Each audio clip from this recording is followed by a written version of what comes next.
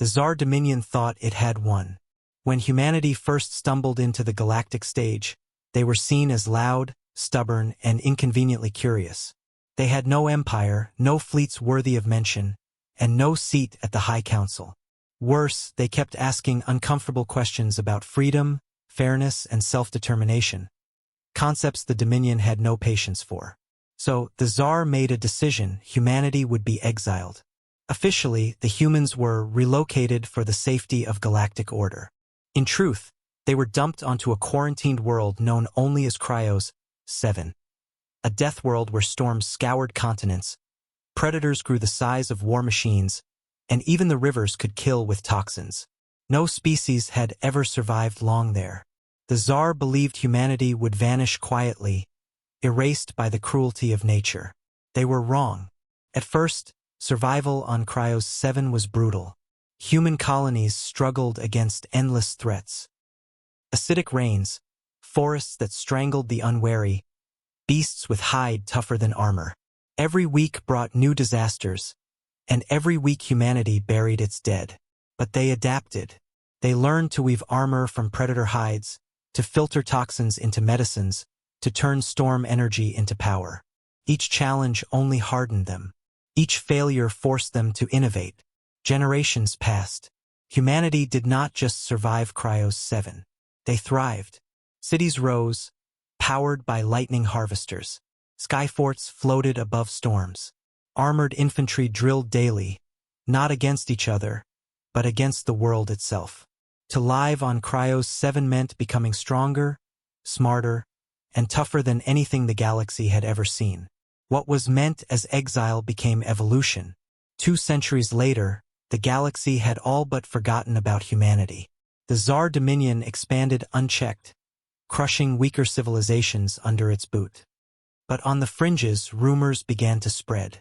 Trade ships whispered of powerful fleets flying unknown banners, of colonies liberated overnight, of soldiers who could fight for days without rest, armed with weapons no one had ever seen. The Tsar dismissed it as myth until the day those fleets arrived. The Dominion world of Ver was the first to fall. Orbital defenses that had stood for centuries collapsed in less than an hour.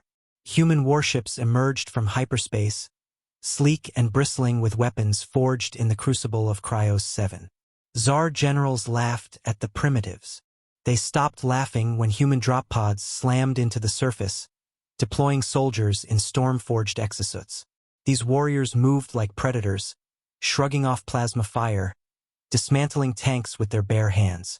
Civilians fled in terror, whispering a name the galaxy had nearly forgotten. Humans. The High Council convened in panic. "It is impossible," one delegate insisted. "They were abandoned on a death world." An envoy from a liberated world shook his head. "No, they were forged on a death world. And now they have returned." The humans did not come as conquerors. They came as avengers. Everywhere the Tsar had enslaved, humanity brought freedom. Everywhere the Dominion had oppressed, humanity armed the rebels. When questioned, the human commander's words were simple. "You exiled us to die. Instead, you trained us for war. And now your empire's time is over."